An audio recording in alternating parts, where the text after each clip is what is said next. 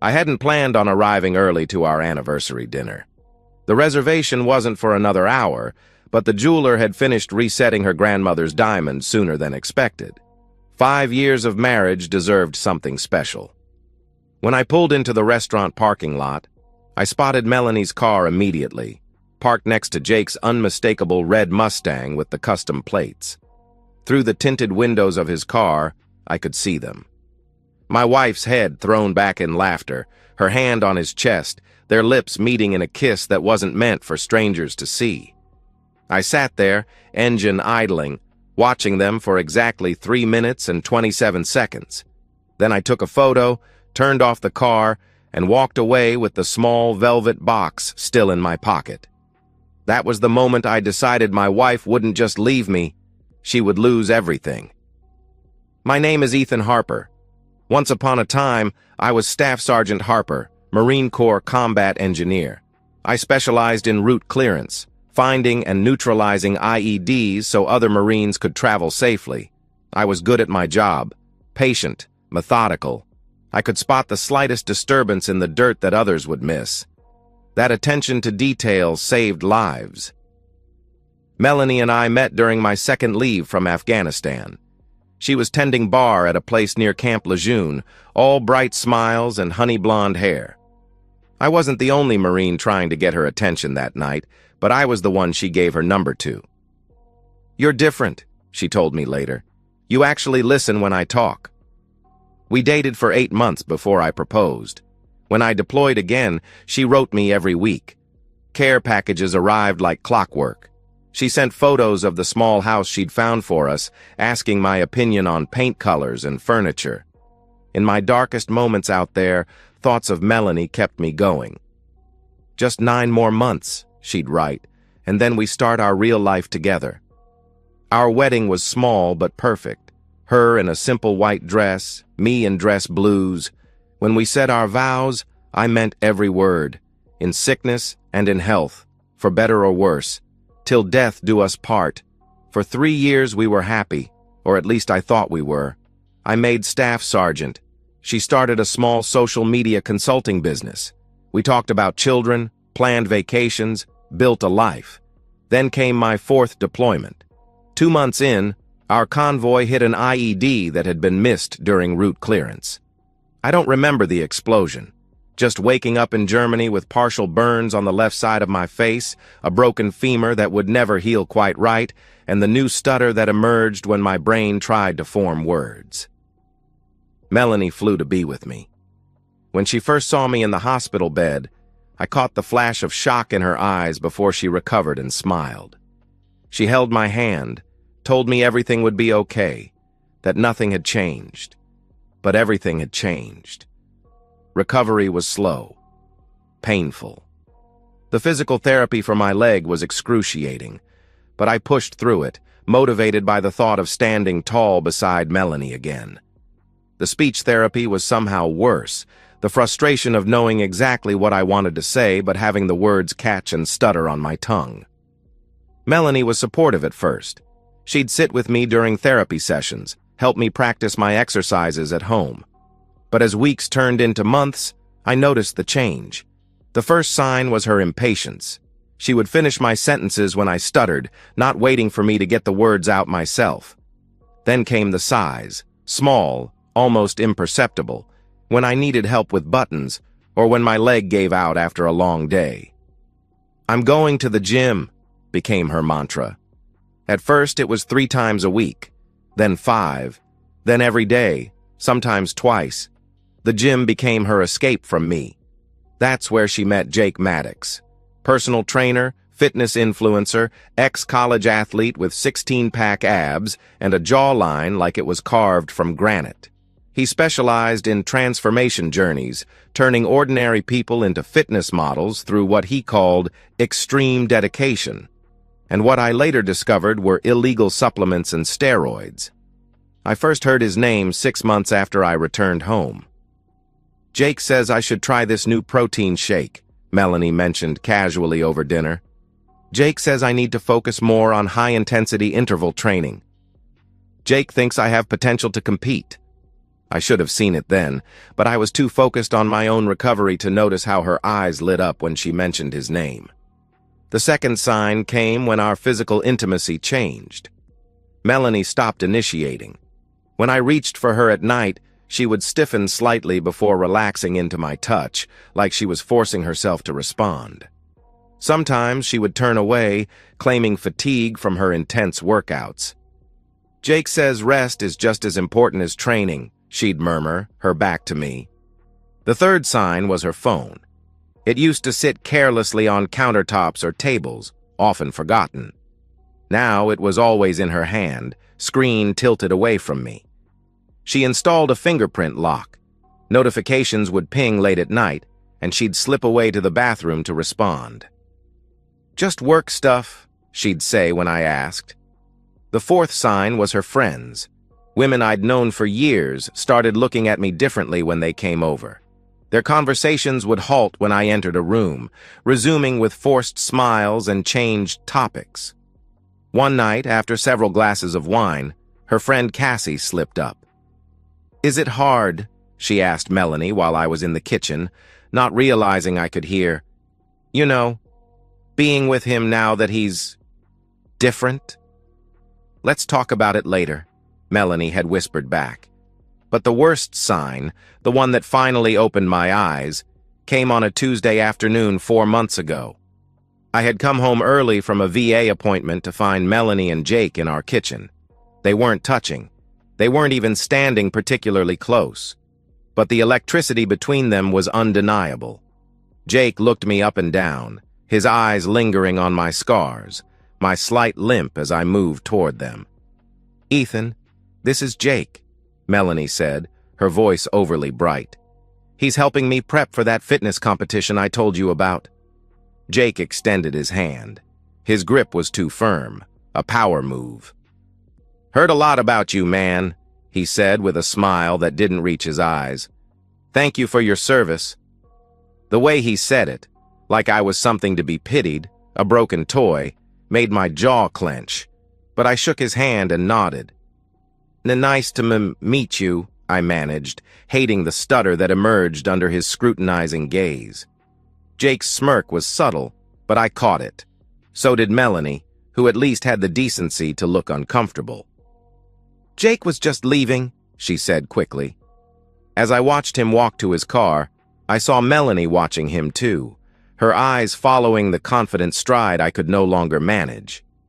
That night, I heard her in the bathroom, voice low as she spoke on the phone. "No, he doesn't suspect anything. I know, I miss you too. Soon, I promise." The breaking point came on an otherwise ordinary Sunday morning. Melanie had gone for her morning cardio, which now always lasted at least 3 hours, and I was alone in our bedroom looking for a specific tie for an upcoming VA interview. Her iPad chimed with a message notification on the nightstand. I wouldn't have looked. I respected her privacy despite my growing suspicions, but the preview caught my eye. From, "Jake sent the video to everyone. They can't stop laughing at him trying to..." The message cut off there. My stomach twisted as I picked up the iPad. It was unlocked. Melanie must have forgotten to close it before leaving. The message was in a group chat titled Operation Crippled Clown. With shaking hands, I scrolled up. There I was, struggling to button my dress shirt before a doctor's appointment last week. A video, clearly taken by Melanie without my knowledge, zoomed in on my fingers as they fumbled with each button. My audio played in the background. Damn it! As I dropped a button and had to start again.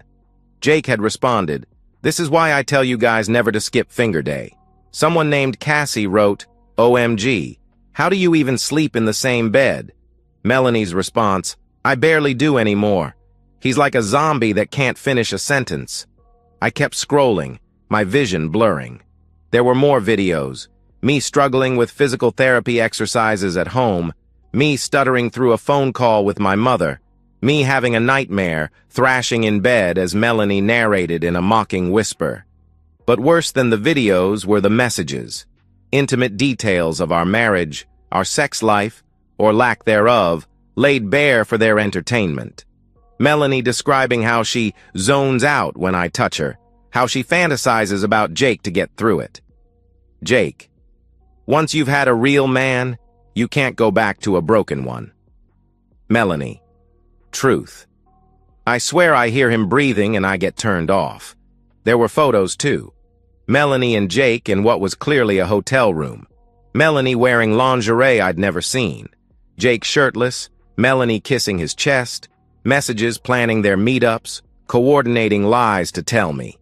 And then, the final knife twist. A voice message from Melanie. If I hide his meds, he gets real jumpy. It's hilarious.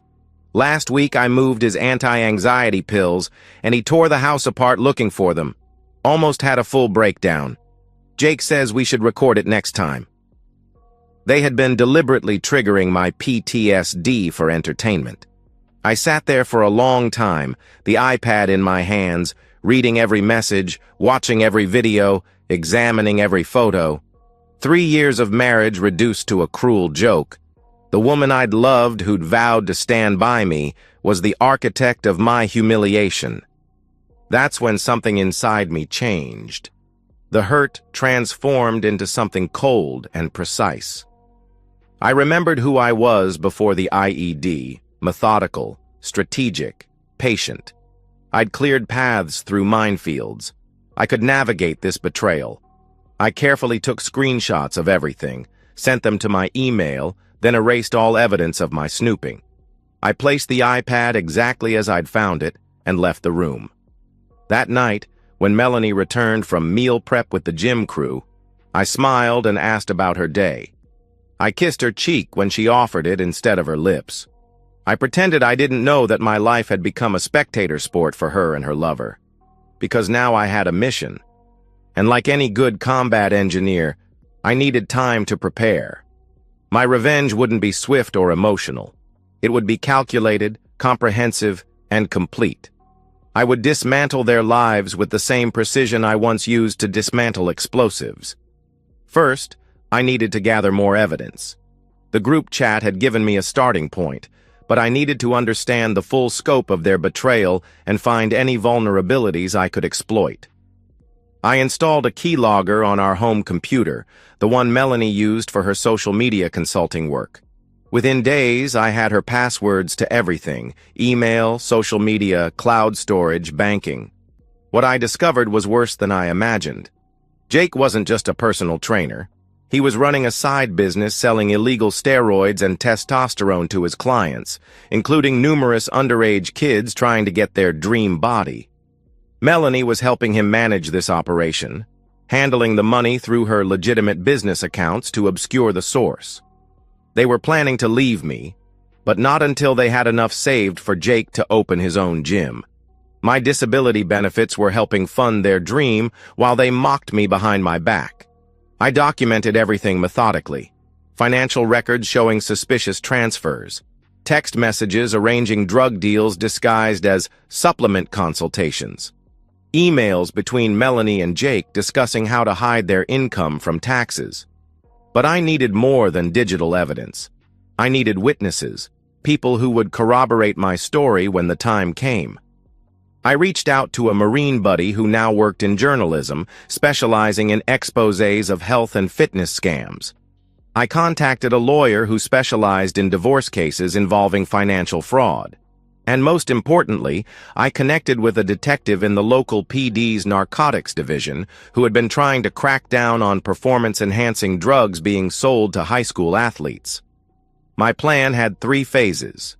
Prepare myself. While gathering evidence, I would accelerate my recovery without Melanie noticing.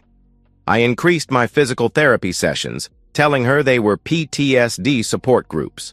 I found an experimental speech therapy program through the VA that yielded remarkable results when I fully committed to it. I started strength training during the hours she was with Jake, build the case, compile irrefutable evidence of their emotional abuse, financial crimes, and drug dealing. Create a comprehensive package for law enforcement, complete with timestamps, locations, and supporting documentation. Spring the trap. Wait for the perfect moment. A public event where their humiliation would be complete. then bring it all crashing down at once. For 4 months, I lived a double life. To Melanie and Jake, I remained the struggling, oblivious husband, deteriorating physically and mentally. They grew bolder, sloppier. Melanie would invite Jake over when she thought I was at therapy. They sometimes had sex in our bed while I was supposedly at VA appointments. Meanwhile, the real me was getting stronger, more focused. My speech improved dramatically with intensive therapy. My leg would never be perfect, but daily targeted exercises had substantially reduced my limp. I could now walk without a cane when I concentrated. The trigger for the final phase came when I discovered they were planning a launch party for Jake's new brand of all-natural supplements, products I knew contained illegal substances. The party was invitation only, at an upscale venue downtown. Melanie had RSVP'd as a single attendee. The invite she forwarded to their group chat included a note from Jake, VIP only. Real achievers and the women who deserve them. No weaklings, no war ghosts, no pity projects. They were launching their future on the day of our wedding anniversary. It was perfect.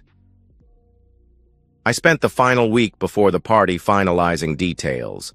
My journalist friend was positioned to publish a comprehensive expose the morning after the event.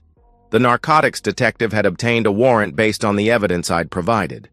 My lawyer had divorce papers drawn up, along with documentation for a civil lawsuit against Melanie for emotional abuse, defamation, and illegal surveillance.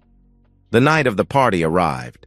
Melanie dressed carefully in our bedroom, wearing a new dress I'd never seen. "Hospital fundraiser?" She lied smoothly when I asked where she was going. "Probably will be late. Don't wait up." I nodded, playing my part one last time. Have fun, I stuttered deliberately, watching her barely concealed wince at my speech.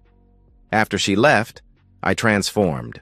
I showered and shaved completely, revealing the full extent of my facial scars rather than hiding them behind the beard I'd grown. I put on my best black suit. I pinned my service medals to my chest. I stood tall, focusing on my posture, the techniques I'd learned to minimize my limp. When I looked in the mirror, I saw a Marine again, not broken, restored. I arrived at the venue 45 minutes after the party started. The bouncer checked the guest list, not finding my name. "I'm with Jake Maddox," I said clearly, no stutter in my voice. "Staff Sergeant Ethan Harper. I believe my wife Melanie is already inside."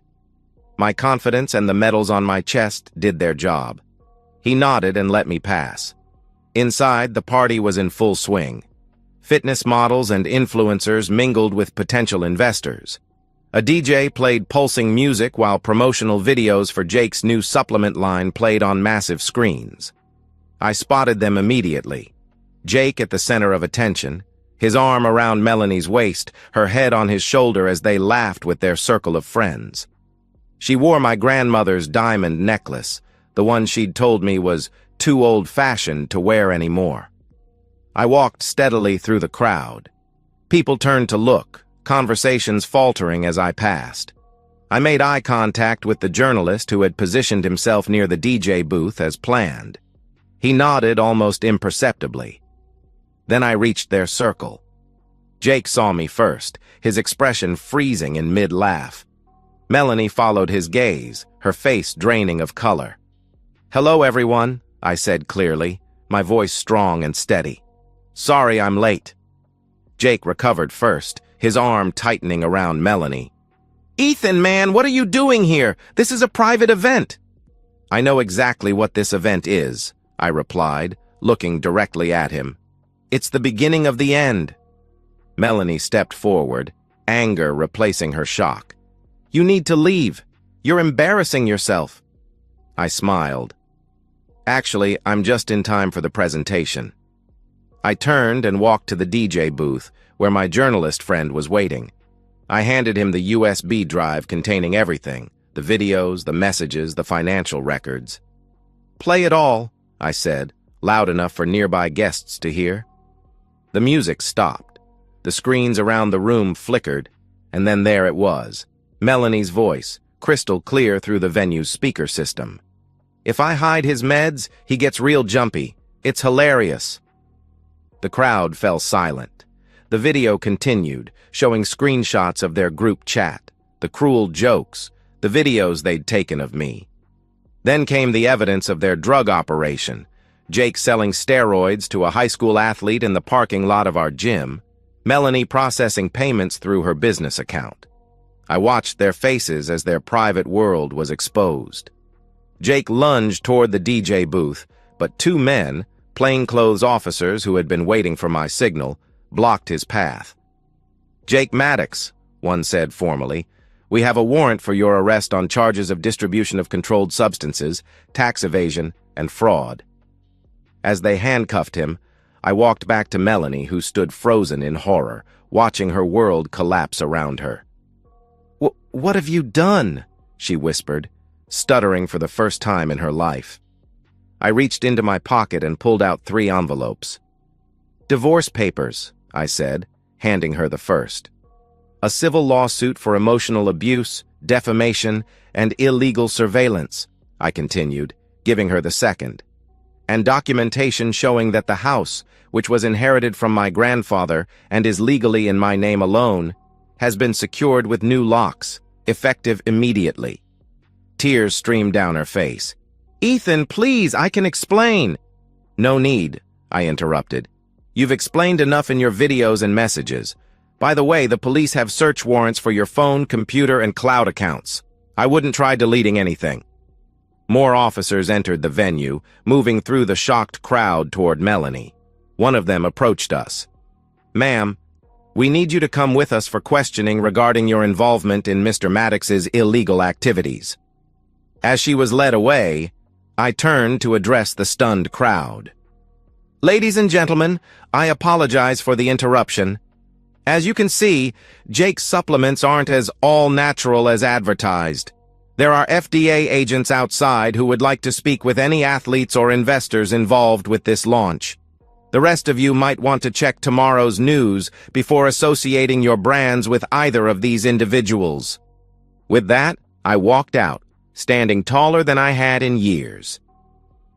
The next morning, the story broke across local news and fitness industry publications. My journalist friend's exposé was comprehensive, detailing not just the illegal supplement operation, but also the systematic emotional abuse I had endured. Jake was denied bail due to the extent of his operation and evidence that he had been planning to flee the country. He eventually pleaded guilty to multiple felony charges in exchange for a reduced sentence, still 8 years in federal prison. His assets were seized, his gym shut down, his social media empire deleted. Melanie avoided criminal charges by cooperating with prosecutors, but the civil consequences were severe. The divorce was finalized quickly, with the judge awarding me everything. The lawsuit for emotional abuse resulted in a judgment that would garnish her wages for years to come. Every brand she had worked with dropped her immediately. In a desperate attempt to salvage her reputation, she posted a tearful video online claiming she was also a victim of Jake's manipulation. The internet wasn't kind. The comment sections filled with veterans and their families defending me, fitness industry professionals distancing themselves from her, and former clients demanding refunds for the consulting that had been a front for illegal activities. 2 months after the launch party, I ran into Cassie, Melanie's friend from the group chat, at a coffee shop. She looked away, trying to avoid me, but I approached her table. "Hello, Cassie," I said, deliberately allowing a slight stutter into my speech. She flinched, unable to meet my eyes. "Ethan, I'm so sorry about everything." I sat down across from her. "No, you're not. You're sorry you got caught. There's a difference." "You've ruined her life," she whispered. "She's living in her sister's basement. No one will hire her." I leaned forward. "She ruined her own life when she decided to mock a wounded veteran for entertainment, when she helped sell steroids to teenagers, when she violated every vow she ever made to me." I stood up, no trace of a limp in my movement. "Actions have consequences, Cassie. Remember that the next time you decide to join an Operation Crippled Clown. As for me, I found peace. The experimental speech therapy program asked me to become a mentor for other veterans with similar injuries. I accepted, finding purpose in helping others reclaim their voices. I sold the house, too many bad memories, and bought a cabin near the mountains where I'd always wanted to live. I reconnected with old friends from my unit, no longer ashamed of my scars or occasional stutter. Sometimes people ask if I regret the public nature of my revenge, if I could have just divorced Melanie quietly and moved on. I tell them no, because it wasn't just about Melanie and Jake. It was about showing everyone who had laughed at those videos, who had pitied me or written me off, that wounds don't define strength. 6 months after the launch party disaster, I received a letter from a young Marine recovering at Walter Reed. He'd seen the news story, recognized my name. "You showed me that coming home different doesn't mean coming home defeated," he wrote. "That patience isn't weakness, it's strategy." That letter hangs framed on my wall now, a reminder that sometimes the weight of betrayal can forge you into something stronger than you were before. Melanie thought she was watching me break. She never realized she was watching me reload. And that's the end of today's story. If you enjoyed it, please give this video a thumbs up and drop a comment below. Your support helps the algorithm push my content further. If you're new to the channel, don't forget to hit that subscribe button.